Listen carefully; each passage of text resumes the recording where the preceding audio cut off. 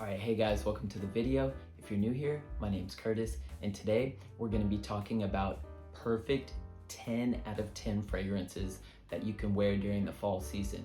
So what makes these fragrances a 10 out of 10 for me? Well, I'm just rating these fragrances solely on their smell. I am obsessed with the smell of these fragrances, and so that's why I'm giving them a ranking of 10 out of 10. They're just all stars in my humble opinion. So if you're curious to see the fragrances that I've chosen, then let's go. So first up, from the house of Maison Violet, we have Sketch. So this is one of the newer fragrances to my collection. Now I have sampled this many times in the past, but I just hadn't pulled the trigger on it, and I finally did. Maison Violet as a house is a fragrance house that is extremely underrated in my humble opinion. For those of you who have been following my channel for any amount of time, you know there's another fragrance from the house of Maison Violet that I absolutely love. It's called Un Air d'Apogée. It's definitely one of the best tobacco fragrances out there, and it's one that I'm totally in love with.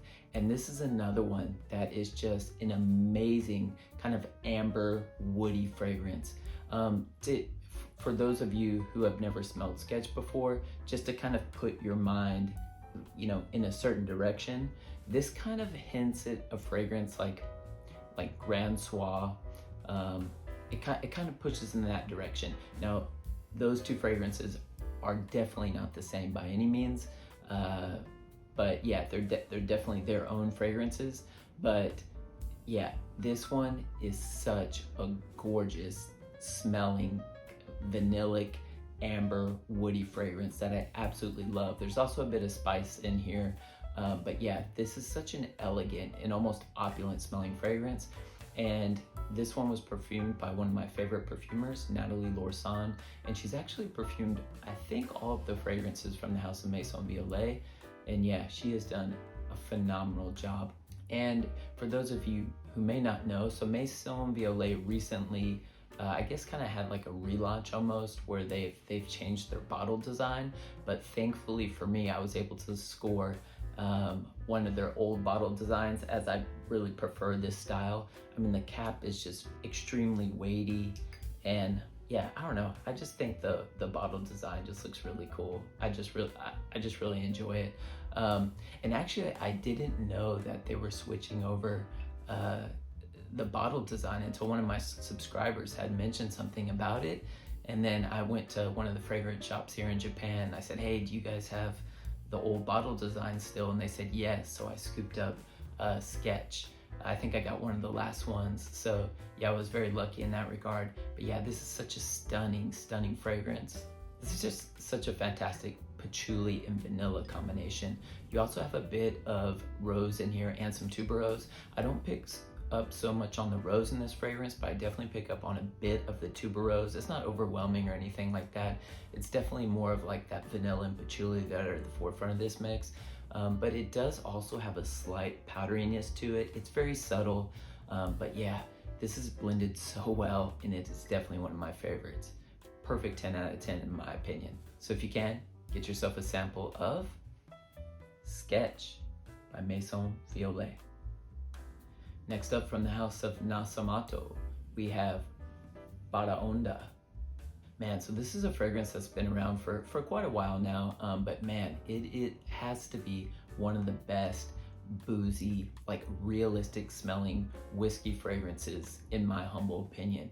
And it's just combined with some amber qualities, a bit of fruits here, and it just smells absolutely intoxicating. Don't wear this fragrance if you're gonna be driving around in a car. If you get pulled over, they'll probably make you walk the line, as it just smells so realistic. Man, let me just smell this one more time. Man, this one is so good. I wish I would have, sampled this one much earlier in my fragrance journey. But then again, this is quite a unique smelling boozy fragrance, and it is quite heavy on the whiskey. So I don't know, if I would have experienced this fragrance early on in my journey, I may not have liked it. But now, man, I can really appreciate a fragrance like this, and this is a 10 out of 10 for sure. Now, this fragrance does get compared a bit to Unique Luxuries Coute, which I do have a 5 ml sample of, and I would say these fragrances are quite similar, but I think in terms of performance, I would say Coute is more of a beastly performer. Not so much, Bonda does have phenomenal performance, but Coute from Unique Luxury does have quite beastly, like a very chunky, strong, beefy performance. But in terms of the overall scent profile and how this one dries down on my skin, I really prefer Bonda. Just the smell of it, it's just so intoxicating, it's gorgeous. So if you can, get yourself a sample of Bonda by Nasamato. Next up, from the house of Oman Luxury, we have Royal Incense. Man, so this one is such an intoxicating blend of sweet honey, incense, and a bit of geranium. But for me, the geranium comes off quite rosy on my skin, as this fragrance doesn't have any rose in it, but that geranium is kind of pushing off and gives you the overall sense of rose being in this fragrance, which I absolutely love, because as you guys know, I love the note of rose. So that, I think that's why I'm really kind of drawn to this fragrance. And you know, I'm not the biggest fan of incense, and I find it kind of difficult to wear sometimes depending on how it's used in fragrances, but here that honey kind of sweetens things up and tones down the overall kind of incensey vibe or presence, but you can definitely tell that it's there. But it's here in just the right amount. And with this one, you also get a bit of leather and woods that starts to push forward in the dry down of this fragrance, which just helps to give it a bit more depth and character. Yeah, stunning one from the house of Oman Luxury. So if you can, get yourself a sample of Royal Incense by Oman Luxury. Next up, from the house of Amouage, we have Overture Woman. Oh man, you guys. This is heaven in a bottle, I'm telling you. So this one is just very sweet, juicy, boozy, warm, and spicy. You have a bit of rose in here, which is almost kind of giving it like a soapy freshness that is just adding a, you know, that complexity, depth, and character, which is just stunning. This is opulence in a bottle, I'm telling you.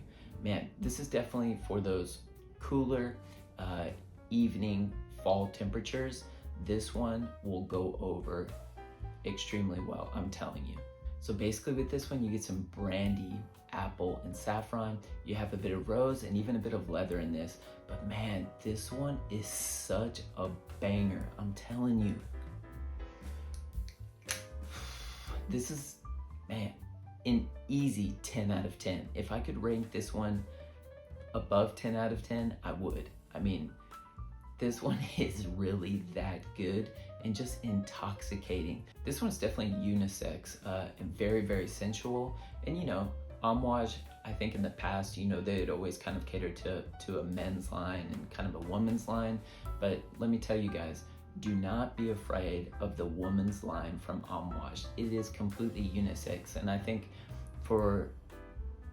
fragrances in general, I see fragrances as genderless. They're all unisex. Now they can lean, you know, to the masculine side of unisex or to the feminine side of unisex. But yeah, they're all unisex fragrances in my opinion.